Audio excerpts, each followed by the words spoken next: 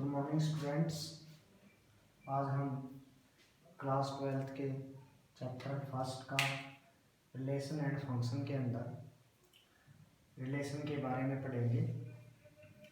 अभी आपको पता है, आप क्लास 11th में इसके बारे में पहले पढ़ चुके हो कि रिलेशन क्या होता है। एक्चुअल में रिलेशन जो होता है वो Cartesian product of two non empty set, यानी कि आपके पास दो सेट दिए हुए होंगे ए और बी, या फिर एक सेट होगा ए। आपको रिलेशन बताना है तो रिलेशन क्या होता है, relation are subset of a cross b, या फिर Cartesian product of two non empty sets. दो नॉन एम्प्टी सेट्स के कार्टेशियन प्रोडक्ट को आप रिलेशन बोल दोगे। अभी आप यहाँ क्या करोगे, जैसे कि एग्जांपल लेते हैं हमारे पास ए कोई सेट दिया हुआ है 1 2 3। इसी तरीके से आपके पास बी कोई सेट दिया हुआ होगा 4 और 5। तो आपने रिलेशन यहाँ पर बताओगे ए क्रॉस बी करेंगे, तो ये आपके पास हो जाएगा जैसे 1 का रिलेशन किसके साथ, 4 के साथ, ऐसे ही 2 का 4 के साथ, ऐसे ही 3 का 4 के साथ, ऐसे ही अभी आपने 1 का 4 के साथ, 2 का 4 के साथ, 3 का 4 के साथ, ऐसे ही अभी आप 1 का 5 के साथ, 2 का 5 के साथ, 3 का 5 के साथ आपने रिलेशन दिखाया है।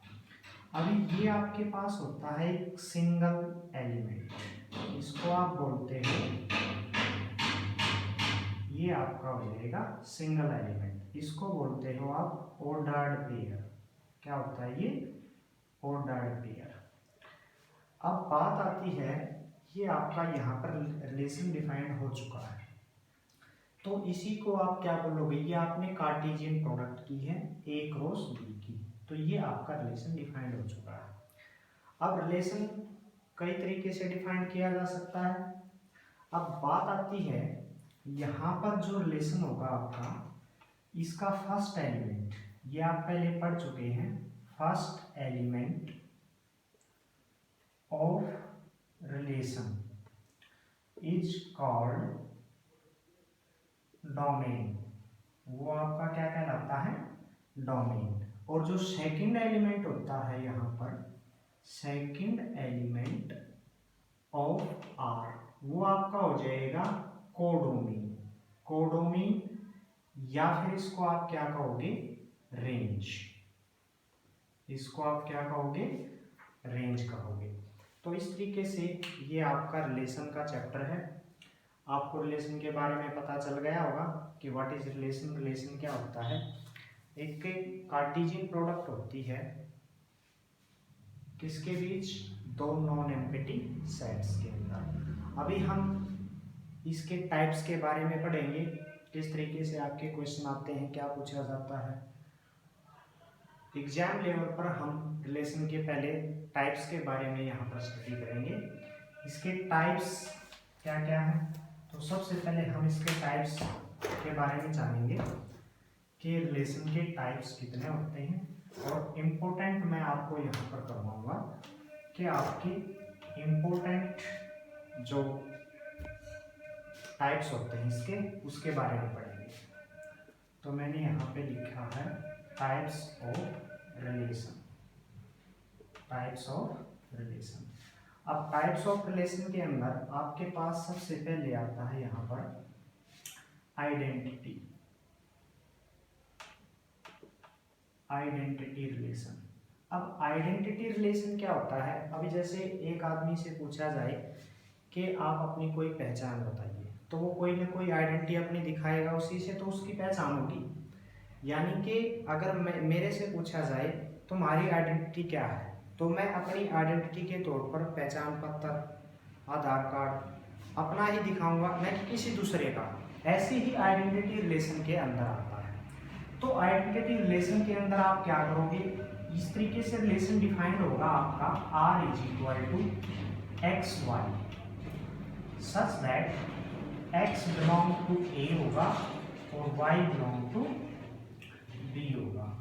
तो यहाँ पर आइडेंटिटी रिलेशन को डिफाइन करने के लिए आपके पास रिलेशन होना चाहिए एक्स एक्स, यानी कि अभी आप ये देखिए x बिलोंग टू ए, यानी कि आपके पास कोई सेट दिया हुआ होगा ए और आपने रिलेशन दिखाना है। अभी एक बार देखिए यहाँ पर मान लीजिए ये मैं हूं, तो यहाँ पर ये मेरी आइडेंटिटी है। अब मैं हूं तो आइडेंटिटी भी तो मेरी ही होनी चाहिए ना। तो यहाँ पर ये देखिए आप, अगर x है तो उसकी आइडेंटिटी कौन है, x ही है। तो इस तरीके से आप इस रिलेशन को क्या बोलोगे, एक आइडेंटिटी रिलेशन बोलोगे। जैसे अभी हम एक एग्जांपल लेते हैं, इसका कोई एग्जांपल हम लेके देखेंगे इस तरीके से आइडेंटिटी का। तो सपोज दैट आपके पास कोई सेट दिया हुआ है ए 1 and 2, तो मैंने पूछा आर कोई रिलेशन बनाइए किस तरीके से x का x के साथ, such that x belong to A होना चाहिए आपका। तो मैंने एक रिलेशन डिफाइन किया, तो रिलेशन क्या आ गया आपका, 1 का 1 के साथ कर दिया है, 2 का 2 के साथ कर दिया। तो इस तरीके से आपको अच्छे से समझ आ चुका है कि आइडेंटिटी रिलेशन आपका क्या होता है। अभी जैसे r इज इक्वल टू, देखो 1 की आइडेंटिटी क्या है, यहाँ पर 1 है, 2 की आइडेंटिटी यहाँ पर क्या है, 2 है। तो इस तरीके के रिलेशन को आप कौन सा रिलेशन बोलोगे, आइडेंटिटी रिलेशन।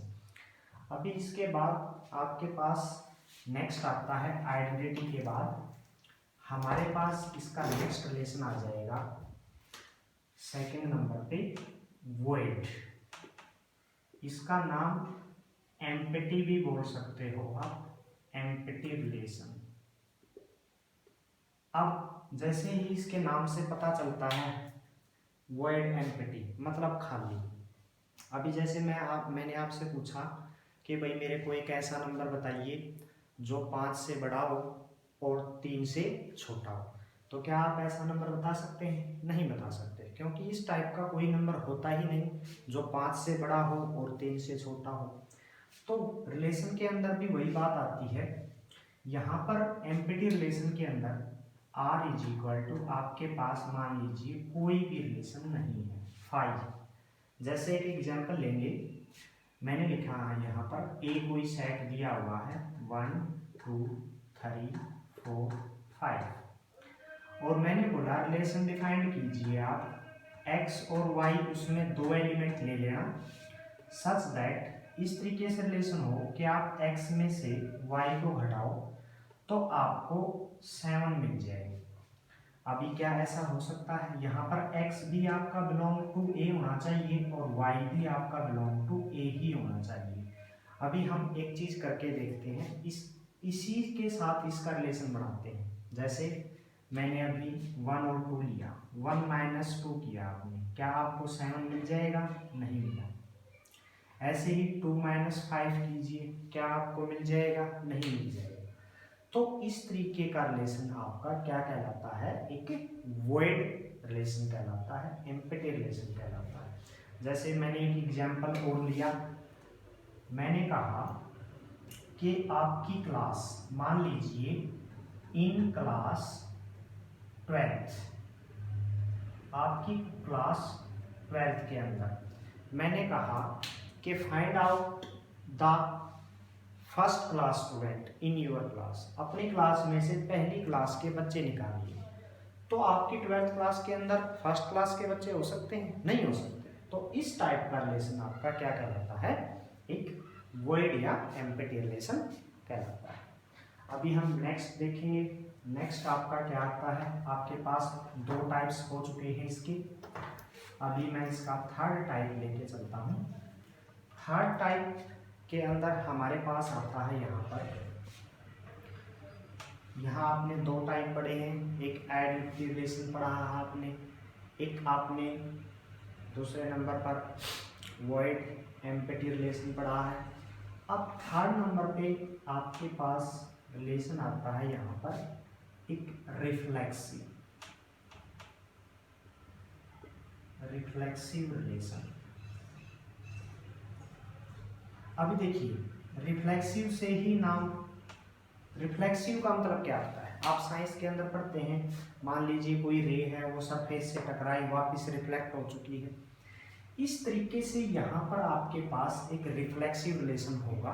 वो किस तरीके से होगा, एक तरीके से देखा जाए जैसे रे यहाँ पर टकराई और वापस रे ही निकल के आएगी, या फिर वो कोई बड़ी चीज बन जाएगी, नहीं बनेगी। तो यहाँ पर आप इसको कैसे डिफाइन करोगे, R इज इक्वल टू, यहाँ पर आपका x के साथ हो सकता है, y के साथ हो सकता है, x y के साथ हो सकता है। इस तरीके से आपका रिलेशन हो जाएगा।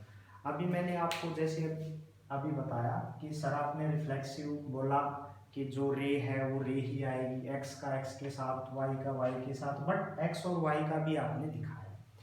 ये बहुत ही कॉमन चीज है, इसके बारे में आपको अच्छे से समझना पड़ेगा, क्योंकि एक तरीके से देखा जाए तो ये आइडेंटिटी रिलेशन ही होता है, लेकिन इसके अंदर ये जो चीज आ गई ये मोस्ट इंपॉर्टेंट है।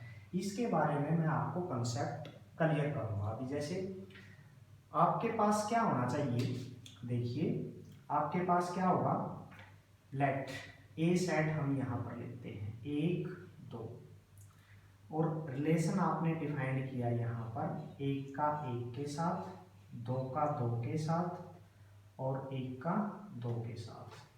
तो देखो आप इसको रिफ्लेक्शन कब कहोगे, देखिए यहाँ पर ये जो एलिमेंट होते हैं अगर इनका खुद का रिफ्लेक्शन R के अंदर है तो ही आप इसको रिफ्लेक्सिव बोलोगे।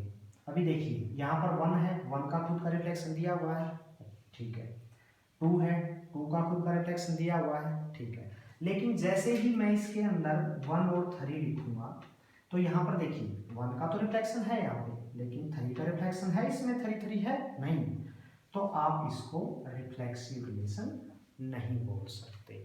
तो इस टाइप से आपने यहाँ पर 3 आपने रिलेशन पढ़े हैं, तो इनको अच्छे से स्टडी करेंगे।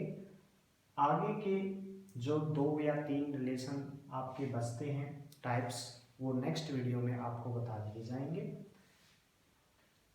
Thank you very much.